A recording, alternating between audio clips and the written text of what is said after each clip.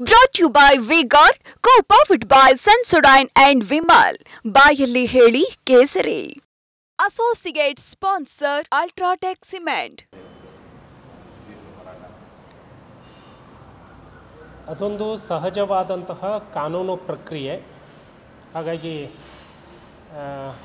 ಕಾನೂನು ಮತ್ತು ನಿಯಮಾವಳಿಗಳ ಪ್ರಕಾರ ನ್ಯಾಯಾಲಯ ತೀರ್ಮಾನ ತೆಗೆದುಕೊಳ್ಳುತ್ತೆ. ಅದರ ಬಗ್ಗೆ ಭಾರತೀಯ ಜನತಾ ಪಕ್ಷ ಯಾವುದೇ ರೀತಿಯ ಪ್ರತಿಕ್ರಿಯೆಯನ್ನು ವ್ಯಕ್ತಪಡಿಸೋದಿಲ್ಲ. ಎರಡನೇದಾಗಿ SIT ತನಿಖೆ ಪಾರದರ್ಶಕವಾಗಬೇಕು ಮತ್ತು ನಿಷ್ಪಕ್ಷಪಾತವಾಗಿ ನಡಿಬೇಕು.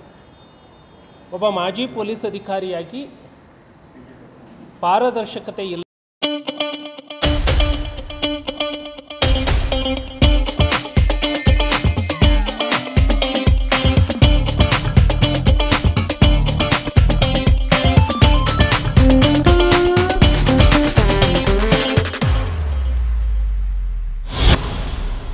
ಅಲ್ಲದೆ ನಿಷ್ಪಕ್ಷಪಾತ ತನಿಖೆ ನಡೀತಾ ಇರೋದ್ರ ಬಗ್ಗೆ ನನಗೆ ವಿಶ್ವಾಸ ಮೂಡ್ತಾ ಇಲ್ಲ.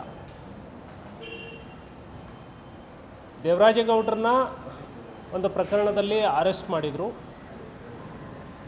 ಆದರೆ DK ಶಿವಕುಮಾರ್ ಅವರು ಅವರ ಜೊತೆಗೆ ಸಂಭಾಷಣೆಯನ್ನು ಮಾಡಿದ್ದಾರೆ. ಅವರಿಗೆ ಇಲ್ಲಿಯವರೆಗೆ ಯಾಕೆ ಅರೆಸ್ಟ್ ಮಾಡಿಲ್ಲ, ಅವರಿಗೆ ಯಾಕೆ ನೋಟಿಸ್ ಕೊಟ್ಟಿಲ್ಲ? ಅಂದರೆ ಏಕಪಕ್ಷೀಯವಾಗಿ ಯಾರದ್ದೋ ಒಂದು ಹಿಡಿತದಲ್ಲಿ ಯಾರದೋ ಅಣತಿಯಂತೆ ಪೊಲೀಸ್ ಇಲಾಖೆ ಕೆಲಸ ಮಾಡ್ತಾ ಇದೆ. ಹಾಗಾಗಿ ಅದು ಆಗಬಾರದು. ಕಾನೂನಿನ ಮುಂದೆ ಎಲ್ಲರೂ ಸಮಾನರು ಅನ್ನೋದನ್ನು ಸಾಬೀತು ಮಾಡಿ ತೋರಿಸಬೇಕು ಅಂತ ಹೇಳಿ ನಾನು ಒತ್ತಾಯವನ್ನು ಮಾಡ್ತೇನೆ.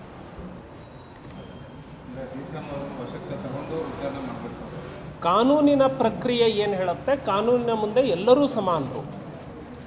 ಸೊ ಯಾರೋ ಶೇರ್ ಮಾಡಿದರು, ಯಾರೋ ಹಂಚಿಕೆ ಮಾಡಿದರು ಅಂತ ಹೇಳಿ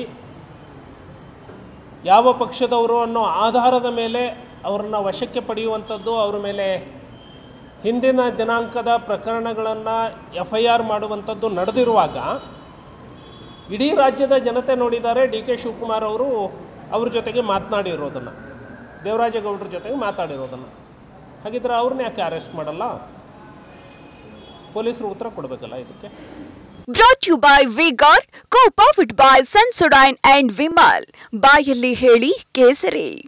Associate sponsor Ultratech Cement.